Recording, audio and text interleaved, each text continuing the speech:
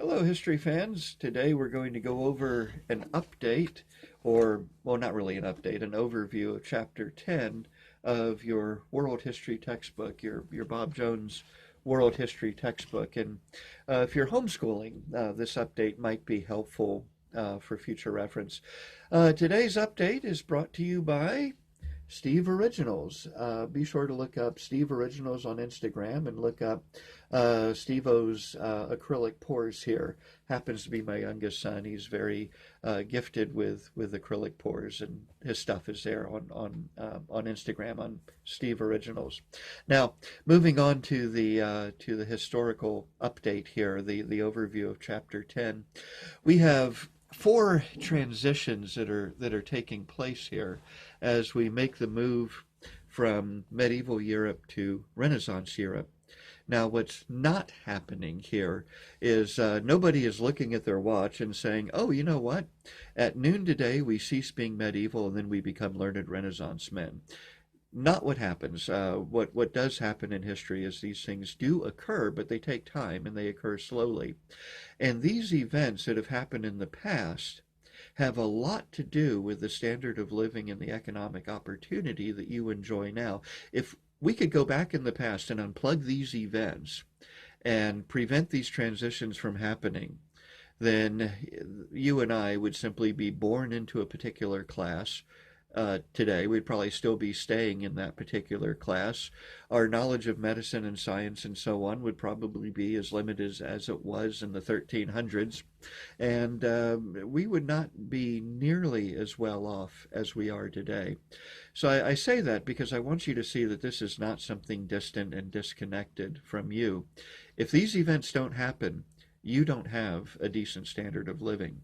So these events are critical in bringing about, by degrees and over time, the opportunities and the luxuries that you and I enjoy, such as being able to sit here in front of my phone and deliver this segment via the internet. Now, the transitions that are taking place here that are mentioned in Chapter 10 are going from the manor to the city, from barter to trade, from ignorance to learning, and from feudalism to the nation state. So let's start with the manor. Now, in medieval times, and of course this is going to vary a little bit depending on when and where you are, because medieval history covers a pretty broad period of time, and it's not identically the same everywhere, but in general terms, we have this. If you're born on the manor, that's where you pretty much stay. Especially if you're a serf or a peasant, then as we've discussed before, you will live, you will be born, you will grow up, you will marry, you'll have a family, and you'll die and be buried within a few square miles. That's your whole life right there. The only thing that would change that is if something exciting like a crusade comes along, then there's an opportunity for excitement and travel. But other than that, you're stuck. So if you're a peasant or a serf, if you have a good lord, you're in a good situation. If you have a bad lord, you're a slave, and your children will be slaves. And this is what what you can look forward to for the indefinite future, is just this one generation of your family to another, just living with nowhere to go and no opportunity. Now, this changes with the advent of the growth of the city. In the city, we have people leaving the manors and migrating to the city, swelling the population of the city. And in the city, there is more economic opportunity. Craftsmen are beginning to put together a middle class.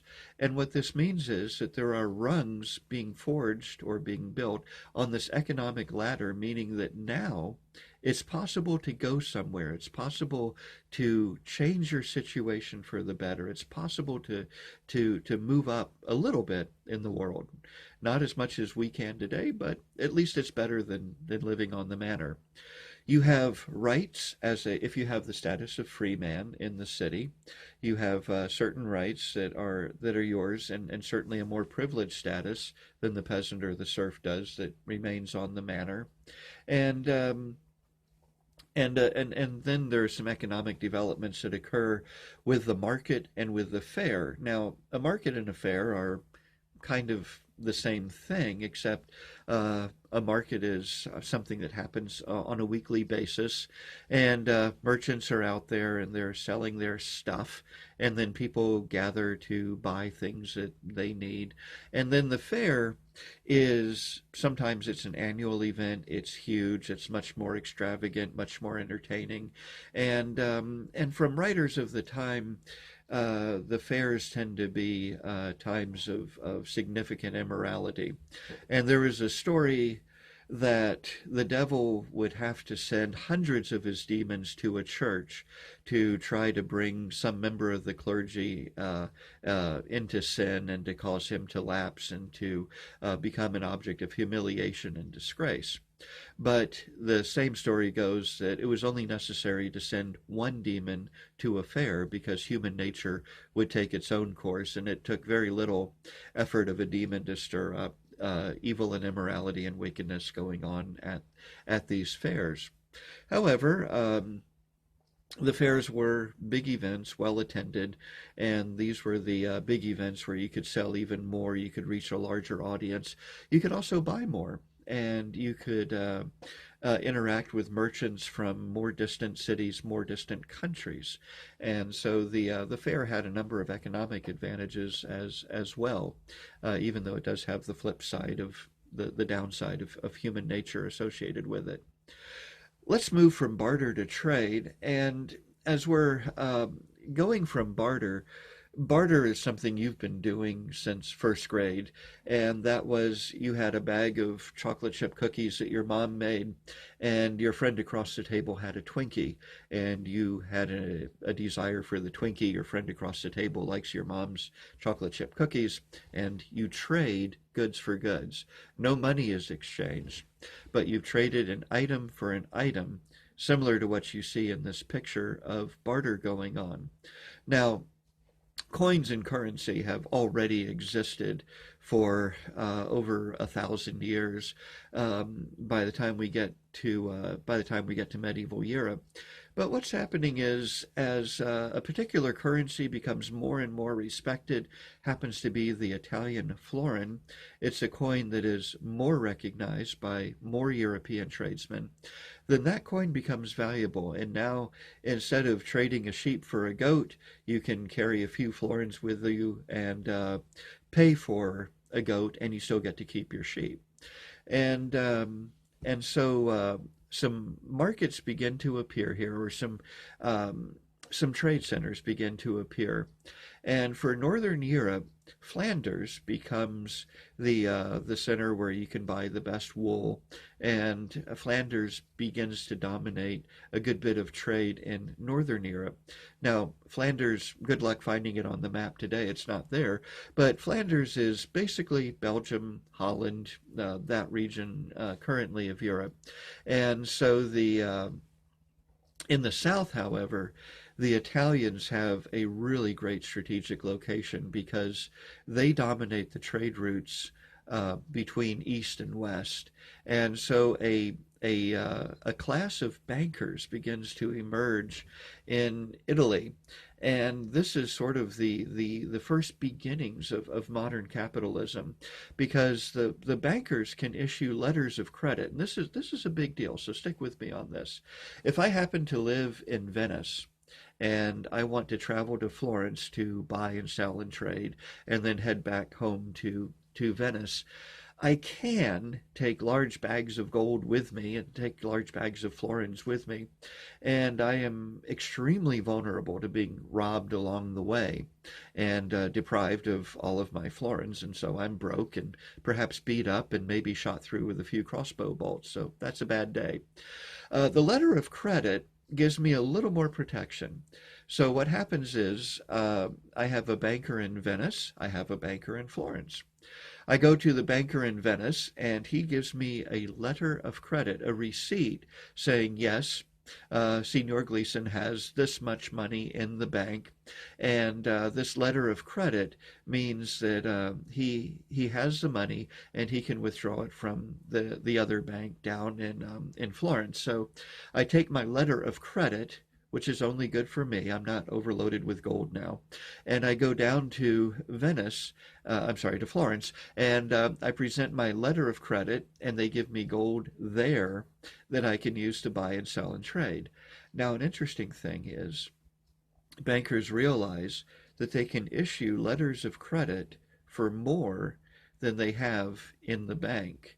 And so it's a little risky. You have to be careful when you do things like this. It's the exact same thing our Federal Reserve does today. But the the thing is that you can actually create wealth. So instead of wealth being a static pie, where I have my slice of the pie, and that means you have less opportunity to have a slice of a pie.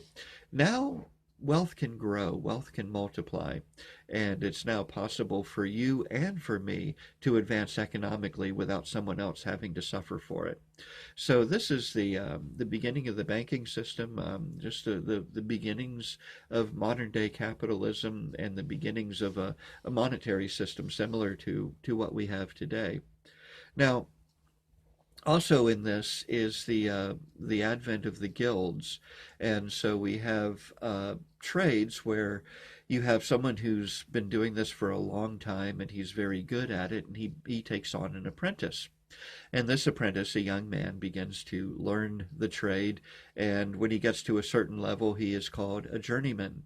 And then after a while, as a journeyman, he puts forth his masterpiece and receives the title of a master craftsman in whatever it is. It might have to do with tapestries, it might have to do with baking, it might be a master stonecutter, a master carpenter. And we have these things even today. We have, for example, a young man starting with an electrical company will be an apprentice electrician, a journeyman electrician, and a master electrician. So some of these things go back, some of these titles we have even today in our age go back to this transition from medieval Europe into Renaissance era. Next up, ignorance into learning. Now, ignorance can be cured. Ignorance simply means to be without knowledge. It doesn't mean stupid. Medieval people were not stupid. They were in some ways ignorant, as we in our day are ignorant of certain things that future generations will laugh at us for later on. But there was ignorance in medicine compared to what we know now to what they know then. For example, if somebody was ill, well, what do? Well, you cut them and you drain out the bad blood, and then you subject them to a number of different potions and things like this, and hope that they're tough enough to survive the treatment. Today we're a little bit better at that, and although we have our limits, which is why I'm sitting here, so I don't infect you with COVID-19 or get infected by you with COVID-19. So medicine still learning, still progressing, but a lot better than it was then. Germ theory was not known then, even up to the time of the Civil War. Very little was known about how infections were transmitted and so on. So it's really only in the last 100 or so years that we've had a really better, well, okay, 150 years, we've had a better understanding of these sorts of things. So now we move into the university, and now we have a teacher addressing students, and learning is beginning to move outside of the monastery. For a time during the Middle Ages, the monks were the only ones who were literate. They were the only ones who were learned. Certainly they knew the scriptures. Certainly they knew a good bit of Greek and Latin literature. And now, because of cities, because there's more leisure time, there's more opportunity now to go somewhere and actually learn about law, to learn about history, to learn about science, to learn about medicine. And so the university begins to develop, and the university system we have today is an outgrowth of this era when people were more curious and had more opportunity to find learning and more opportunity to hire a teacher to pay them to teach them a particular subject. So learning in different categories, different disciplines is beginning to grow, and this is a good thing. This is foundational to much of modern science. So if this event doesn't happen, modern science today may still involve bleeding people and giving them something that you hope they'll survive and get better later on. All right, then the next thing, a next important transition is from feudalism to the nation state.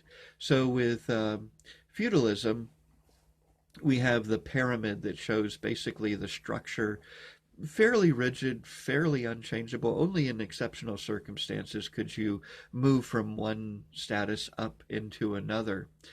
And with feudalism, you have pretty much the city-state. Here's a city, here's its castle, and there's that city with its castle. And what's beginning to happen with the advent of the towns and the cities and the urban population beginning to grow some, is people are beginning to recognize that they have things in common with their neighbors. And so by degrees, you have the development of the nation state where people realize, look, we speak the same language, we have the same religious views, we have the same cultural values, the same cultural understandings between us. We use the same slang words. We enjoy the same sporting events. Our feasts are similar. Our markets are similar, and so on. So, by degrees, nations begin to form. Now, the map of Europe today has not always looked like it does today. It has gone through significant changes, and if you just pick a year, any year of the medieval era, you're going to see that map of Europe change from the previous year and change again the following year. But for a time, we have the emergence of nation states like you see here, and these are nation states that begin to form some of the modern nations that we see today. For example, the marriage of Ferdinand and Isabella in the early 1400s brings us to the late 1400s brings us the modern nation of Spain. And so had Ferdinand and Isabella not married their kingdoms together, the nation of Spain may not exist today. And yes, this is the same Ferdinand and Isabella that finished off the Reconquista and managed to drive many of the Muslims out of Europe, out of the what we call the Iberian Peninsula, which is basically Spain and Portugal. And this is the same Ferdinand and Isabella that financed the journey of an Italian explorer named Columbus, who accidentally discovers two new continents and apparently goes to his death believing that he had found Asia's back door by traveling westward, but had not realized the significance of his discovery. And so had Ferdinand and Isabella not sent Columbus, and had he not accidentally discovered the Americas, our life might be very, very different. Who knows where we would be today had our ancestors not been affected by that discovery. And one thing I want to emphasize, everybody knew the world was round. There's a rumor that Columbus was going around trying to prove the world wasn't flat. Everybody knew the world was round. Eratosthenes was a Greek mathematician who in 200 BC figured the circumference of the earth and was 99% correct. So there is no question in any educated person's mind about the earth being round. But where Columbus erred was his belief that he could simply sail westward across the Atlantic and discover Asia. Well, you can, but it's a much longer trip than he imagined. All right, so that brings us up to the nation state, and that also brings us into the Hundred Years' War, which is lasting from, if you want to put dates on it, 1337 to 1453 is an approximate time for the approximately 100 Years' War. This is, it can get extremely complicated, but to simplify it, it's this. In 1066, England was conquered by William the Conqueror. William the Conqueror came from Normandy, a province in what is modern-day France. And since William, English kings have had the belief that they not only owned English real estate in England, but that they also owned real estate in France. It's just that the French didn't see it that way. And so this territorial dispute is going to be settled the old-fashioned way through warfare. And so over time, a number of English kings attempt to assert their claims on French real estate, with the French arguing, no, you can't do that, and fighting to retain it. This leads to a number of profoundly historical battles, the Battle of Crécy, the Battle of Agincourt, more about that later. And so the English generally do well in combat, excuse me, and especially at Crécy and at Agincourt, they absolutely clean up.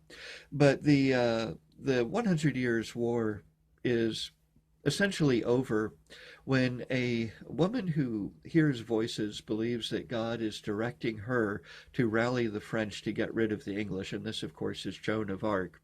Now, Joan of Arc is captured by the English. She is accused of being a witch, and she is burned at the stake in 1431. But her impact is important because even though she was captured and burned at the stake, she did rally the French sufficiently well that the English finally gave up trying to claim French territory. And so the English return to England, and there arises a fairly complex civil war between two dynasties, York and Lancaster. Now, Lancaster, the House of Lancaster, the family of Lancaster, is represented by a red rose, and the House of York is represented by a white rose. And so, of course, the conflict between Lancaster and York, this basically it's an English Civil War, becomes known as the War of the Roses. And the War of the Roses ends with the Battle of Bosworth Field, and so with the victory at Bosworth Field of Henry VII, a new family line is established, the Tudor dynasty, Tudor, and the Tudor dynasty will rule England for the next few generations as Henry VII comes to power, and Henry VII combines the Lancastrian red rose with the Yorkish white rose and puts them together as a symbol of now national unity. And Henry VII is important to us for another reason, because he hires an Italian explorer to go check out the New World. The man's English name is John Cabot, his Italian name Giovanni Caboto, and John Cabot is the first man during the reign of Henry VII to lay claim to North America for the nation of England. So it's under Henry VII that England first claims territory in North America, and that is going to be profoundly important to our history as Americans later on. Out of the different cultural and other aspects that intertwine to form what becomes America, England is easily the most important. It's our language, our law, and one very important thing, the belief in limited government comes from England. And if it's not for that, there's no Declaration of Independence, there's no Constitution. Our Constitution is an outgrowth of our English heritage. All right, I hope that gives you a decent summary. Once again, look up Steve Originals on Instagram, and I'll see you later with more of this cool stuff. See you later. Bye-bye.